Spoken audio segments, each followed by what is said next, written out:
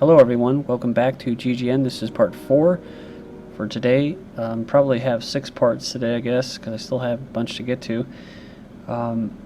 Today is Wednesday, July 31st, 2013. I'm Darko. I don't have a website as of now, but hopefully I will eventually. If you would, I'd like to thank those who have donated recently. I appreciate it very much for the support. If you would like to help out, usually it's just PayPal. I don't have a P.O. box right now, but it's on my YouTube channel. So that's DDarko2012 and DDarko2013. So, all right, I'm gonna continue here. I meant to get all this in one video again, but I guess I'm just kind of rambling on now. But hopefully I'm making some good points, and I want to just tie all this together instead of just reading these articles. We're kind of moving into conspiracy theories, ousting of whistleblowers, and transhumanism and eugenics. Frank Olson case dismissed. So we're just covering kind of surveillance and spying mostly in the third video. A lawsuit accusing the CIA employees of murdering military scientist Frank Olson in 1953 after he raised concerns about testing chemical and biological weapons on people without their consent was dismissed. The suit brought by Olson's family in federal court in Washington was filed too late and is barred under an Early Settlement Act, a judge ruled today. They alleged their father, who was CIA admitted was given LSD a few days before his death, didn't jump from a 13th-floor window of the Statler Hotel in New York, but was rather pushed. They claim the agency has covered up the cause of their father's death for almost 6 decades. In 1976, the Olsons threatened to sue the government unless they received answers and a financial settlement, according to the complaint.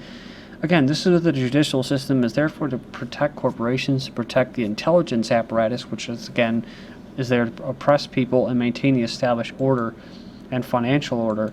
While the court must limit its analysis to the 4 corners of the complaint, the skeptical reader may wish to know that the public record supports many of the allegations that follow, far-fetched as they may sound. So, pretty interesting. James Joberg said in the ruling. But Manning, not guilty of aiding the enemy in WikiLeaks' case, still may face 128 years in prison. So this guy was trying to point out the atrocities that were going on, and there's a lot of people, neocons and stuff, that that don't like this guy because they believe that the Muslims are gonna come get them out of bed, and they believe the whole Zionist myth and narrative. So, and apparently, I guess they support bombing Iraqi children with uranium-tipped bombs, right? And mowing down people in helicopters, knowing that they're possibly going to hit civilians.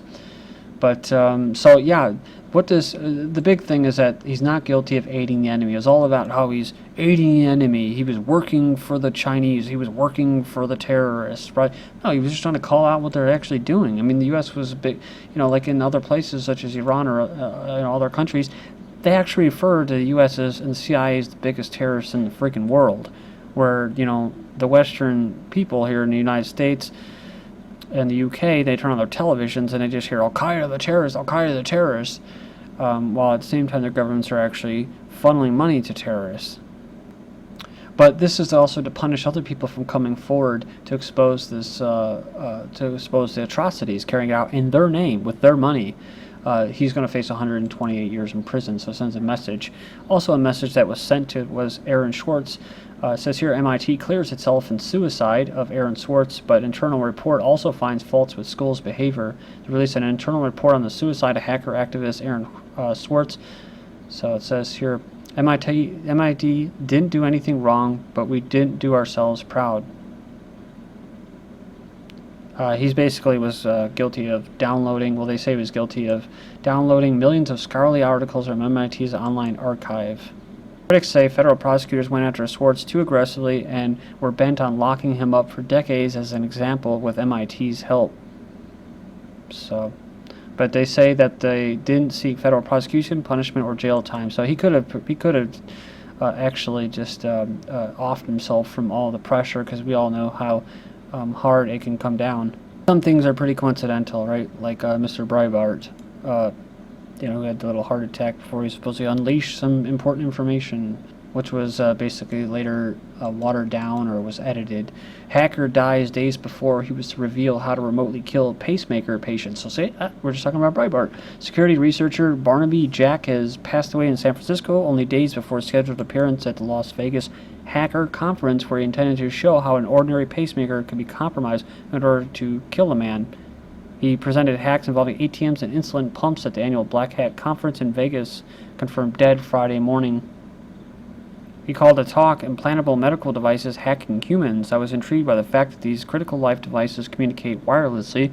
I decided to look at pacemakers and ICDs, implantable cardioverter defibrillators, to see if they communicated securely and if it would be possible for an attacker to remotely control these devices. So, moving on, Michael Hastings' video, does new footage show explosion prior to crash? Says independent alternative media outlets question the official version of events after reviewing the latest footage of Michael Hastings' Fury crash on June 18, 2013. Some are suggesting that an explosion can be seen just prior to the final impact. You can decide for yourself, maybe graphic to some viewers.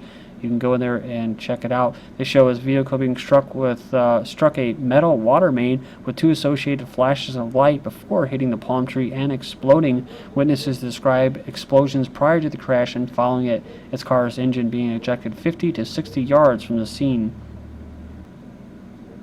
So it says here that Hastings, 33, was a journalist most famous for exposing American military General Stanley McChrystal and his staff that were overtly critical and contemptuous of the White House staff and other civilian officials, which eventually led to the general's resignation. As far as his death goes, County Coroner's Office has not provided an official cause of death or the results of a toxicology test, despite public skepticism and Hastings' own testimony the night before his death that he was being investigated by the FBI. So they didn't want him to talk. DARPA hackers show how cars can be remotely controlled. So this is from 2 days ago. It says here, hackers Chris Valesic and Charlie Miller have demonstrated from the backseat of a Toyota Prius that all you need is a MacBook and a USB cable in order to hack into a computer-controlled car. So I think it's everything past 1996 that can be, it basically has a computer and can be remotely hacked into. It says here, not computer, but you know what I'm saying, black boxes and that. These 2 security researchers show that they can turn off the brakes, for example, even if the driver is at the helm. Using the grant from DARPA, they've been researching computerized car vulnerabilities since 2012. So, see, that's what's so sad, is you get all these really intelligent people and they end up going to work for the military-industrial complex, and they think that they're doing something great and good. They better be careful, right? It says here that they've been researching these vulnerabilities in 2012 and displaying their findings at the DEF CON, a hackers conference in Las Vegas next month, so be careful. So they asserted they had full control of braking, that they had disengaged the brakes, so if you're going to slow and try to press the brakes, they wouldn't work. We could turn the headlights on and off, honk the horn. We had control of many aspects of the automobile. They can turn off power to the steering, have the onboard GPS give incorrect directions, change the numbers on the speedometer, force the car to change direction. Man, that's a big deal, dude. At the moment, there are people who are in the know. There are naysayers who don't believe it's important, and there are others saying it's common knowledge. Right now, there's not much data out there. We'd love for everyone to start having a discussion about this, and for manufacturers to listen and improve the security of cars. Well, they're part of the complex, so, and they're on government payroll, like whatever, it's Ford, basically GM, and Dodge. So remember this video of the San Diego runaway Prius? Has media buzzing. So this is back in 2010. So this Jim Sykes was driving his Prius on Interstate 8 in San Diego, and he pushed the gas pedal to pass a slow-moving car. He said the pedal did something kind of funny. It jumped, and it just stuck there. So kind of interesting, isn't it? As it was going, I was trying to brake, and it wasn't stopping. He had reached speeds of over 90 miles per hour. When I saw that, the first thing I thought was what we just discussed. Students hijack luxury yacht with GPS spoofing from July 30, 2013. Team of students have demonstrated that it's possible to subvert global positioning system navigation signals to pilot a super yacht with tripping alarms. The experiment was conducted in June this year with the permission of the owners of the super yacht worth $80 million. They were a team of mechanics from the School of Engineering at the University of Texas. Faint GPS signals were broadcast by the students from a spoofing device the size of a briefcase aimed at the positioning system's or system aerials of the ship. The authentic GPS signals were slowly overpowered by those transmitted from the spoofing device, after which the students have gained control of the yacht's navigational system. Like I said, all of this research is being done for the complex. The new universities, most of them, are used to, I consider them part of the complex, the global complex. So Texas College hacks drone from DHS. This was from basically July of last year. But yeah, so a group of researchers at the University of Texas, basically under the eyebrows of the U.S. government, took control of an unmanned aerial vehicle owned by the college, all in front of the Department of Homeland Security. So they hacked into a drone. What does this lead to? This leads to the computers, the AI taking over. I'm waiting to get the audio MP3 of it. It's like a 2-hour, hour-and-a-half show that was on this weekend, and I talked about this stuff. And eventually, the AI, I think that right now, that the artificial intelligence, the mainframe, is what people call, Cybernet and all that, Skynet, is actually up and running, and that they may actually be running a lot of things right now.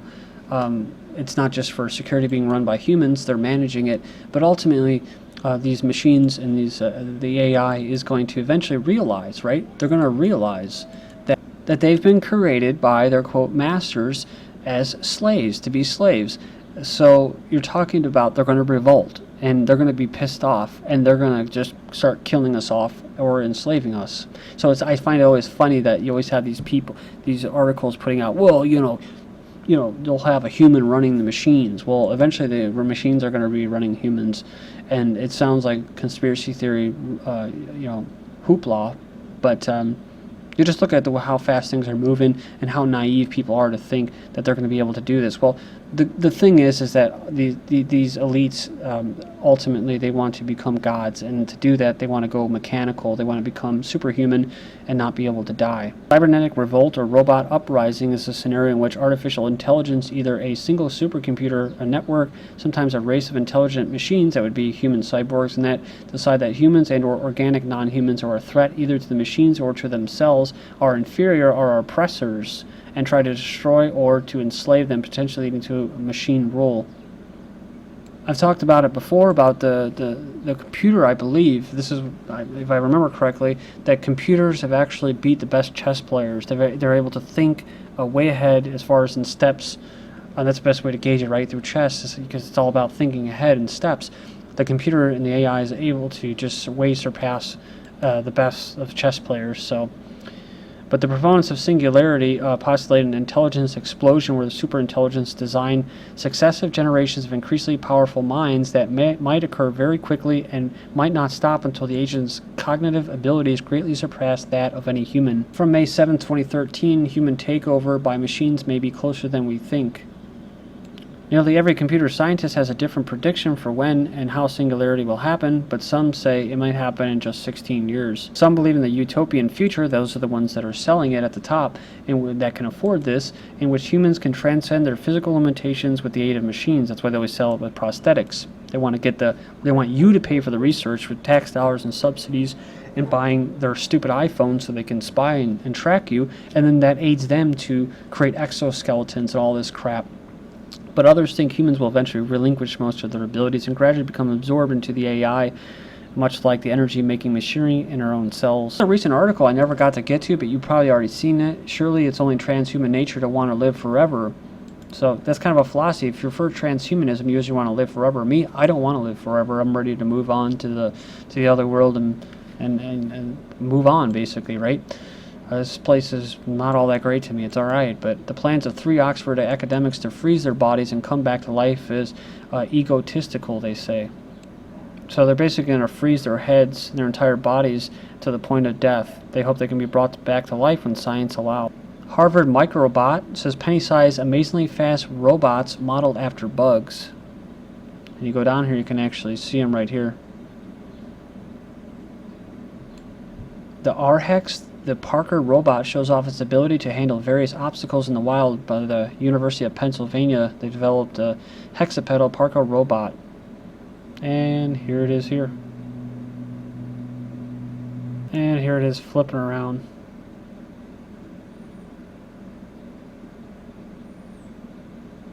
Heard about drones on the farm, how the internet will spawn genetically engineered super oranges. While precision agriculture, where new age farmers are hacking their operations with robots, sensors, and drones.